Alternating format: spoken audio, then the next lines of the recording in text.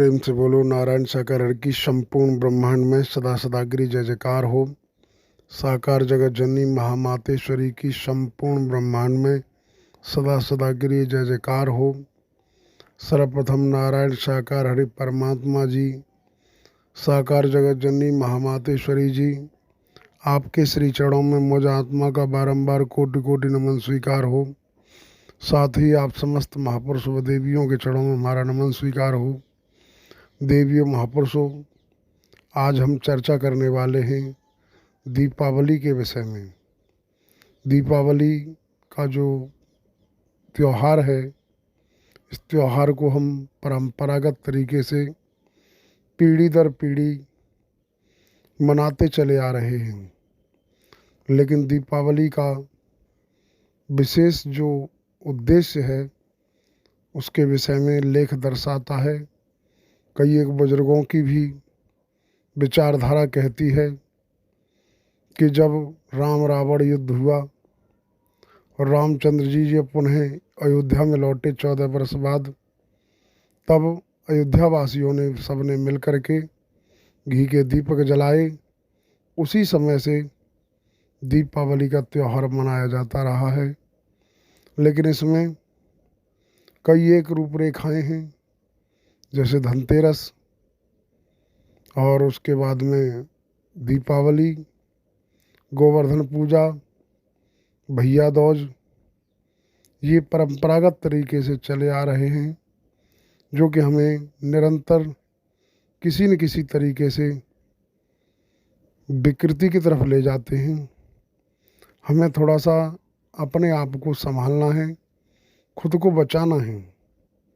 अगर हम सदगति की तरफ जाना चाहते हैं, ढोंग पाखंड से बचना चाहते हैं, फिजूल खर्ची से बचना चाहते हैं और जीते जागते सगुण साकार में परम सत्ता का आगमन हुआ है, इन परमात्मा के द्वारा जो हमें दर्शाया जाता है कि आपको ढोंग पाखंड आडंबर अंधविश्वास अंध परंपराओं से लाभ नहीं बल्कि हानि अपार होती है, तो हमें इस गति से अपने आप को बचाना है। जैसे मान लीजिए गोवर्धन पूजा में जो भी परंपरागत तरीके से गोवर्धन पर बना लिया जाता है, फिर उसको पूजते हैं। नारायण साकार हरि परमात्मा जी के जब सानिध्य में हमारा आपका आगमन हुआ, नारायण सागर हरि परमात्मा जी ने दर्शाया है कि पहले तो आपको इस तरीके के किसी परंपरागत उसकी तरफ जाने की आवश्यकता नहीं है। फिर भी अगर आपकी अंतरात्मा इस रूप में स्वीकार नहीं करती है कि आपको ये मनाना ही है, तो घर में कोई बड़े बुजुर्ग हैं, अपने पिताजी हों, माताजी हों, ताऊ ताई हों, चाची चाचा हों या दादी बाबा, जो भी मतलब घर में जो उम्रदराज बुजुर्ग हैं, उनका आशीर्वाद लीजिए। जीते जागते का अगर आप आशीर्वाद लेंगे तो आपके साथ अच्छा ही होगा, कभी गलत नहीं हो सकता। लेकिन जो संसार छोड़ के जा चुका है और पीढ़ी दर पीढ़ी हम उसको किस किस गतिविधियों के अनुसार मानते पूजते चले आए, लेकिन वो हमें दुर्गति की तरफ ले जा सकता है। सदगति अगर प्राप्त करनी है तो परमात्मा ने कहा है, नारायण हरि ने कहा है कि मानवता में ही परमात्मा झलकते हैं, परमात्मा कहीं भटकते नहीं हैं। तो हमें जीते जागते जो इंसान हैं उनकी पूजा करनी, उनकी सेवा करनी, उनका आदर करना है और उनको अपने व्यवहार से प्रसन्न करना है, तो हमारे जो भी बिगड़े काम हैं बन सकते हैं। हमारी भावना का भाड़ा परमात्मा देंगे। लेकिन अगर हम ढोंग पाखंड की तरफ जाएंगे तो हमारे साथ जो हो रहा है पीढ़ी दर पीढ़ी परंपरागत तरीके से, उसमें कोई विशेष चेंजिंग, विशेष बदलाव आने वाला नहीं है। दूसरे नंबर बात आती है भैया दूज। ये भी परंपरागत चली आ रही है, फिजूल खर्ची का मामला है। तमाम तरीके से गतिविधियां देखने को मिलती हैं। कई एक भाई इंतज़ार करते हैं बहनों के आने का।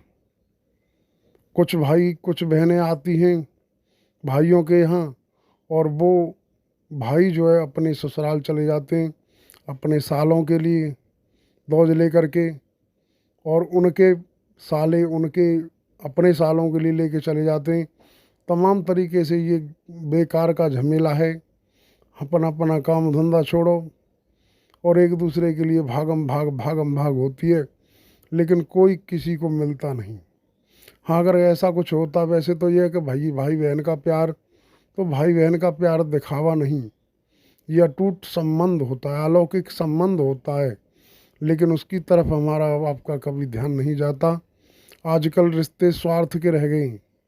अगर हमारी बहन हमारे दरवाजे पर आती है तो कहीं ना कहीं उसकी भी सोच होती है कि हम जा रहे हैं तो कम से कम 1000 रुपये की साड़ी चाहिए मुझे, और भी कई प्रकार के प्रलोभन उनके उस दौज में छिपे होते हैं। भाई भी इस तरीके की सोच रखता है कि हमारी बहन आ रही होगी तो हमारे लिए कुछ न कुछ अच्छा लेके आएगी, या सोच बनती है अरे कि ये और ये खामे का झमेले में डाल रहे हैं, हमें उधर जाना है, ससुराल जाने में ही काफ़ी खर्च हो जाएगा, इधर बहन आ रही है, पहले से दौज चलवा ली, अब क्या करें। तमाम इस तरीके के झमेले से बचाना है अपने आप को।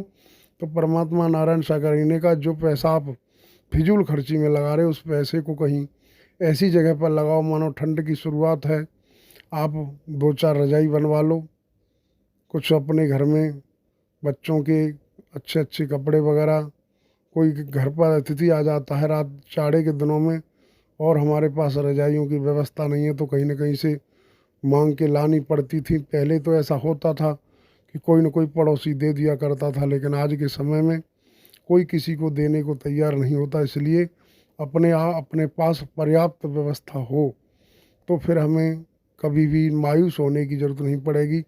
तो इस तरीके के फिजूल खर्ची से अपने आप को बचाएं। हमारी तो यही प्रार्थना है, दीपावली मनाएं, दीपावली मनानी है, अंतरात्मा का दीपक जलाएं। बेफिजूल का जो दीपक है, जो परंपरागत तरीके से हम मनाते आए दीपावली का त्यौहार, दीपक ऐसा न जलाएं जो कि कुछ पल जले और उसके बाद बुझ जाए। ऐसा दीपक जलाएं कि अंतरात्मा का दीपक जल जाए और फिर हमें उजाला ही उजाला हमारे लाइफ में हो, फिर अंधकार का नाम निशान न हो।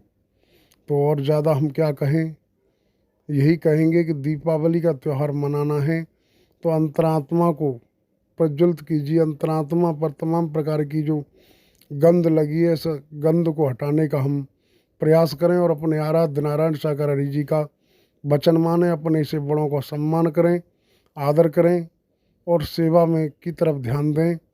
और बेफिजूल की जो इधर उधर बातें चलती हैं उन बातों को इग्नोर करें, नज़रअंदाज करें। सत्य की परिधि में जो शब्द आते हैं उनको अपनाएं। वही शब्द हमारे जीवन में चार चांद लगा सकते हैं। उन्हीं शब्दों से हमारे जीवन में खुशहाली आ सकती है। प्रेम से बोलिए नारायण साकार की संपूर्ण ब्रह्मांड में सदा सदागिरी जय जयकार हो। साकार जगत जननी महामातेश्वरी की संपूर्ण ब्रह्मांड में सदा सदागिरी जय जयकार हो।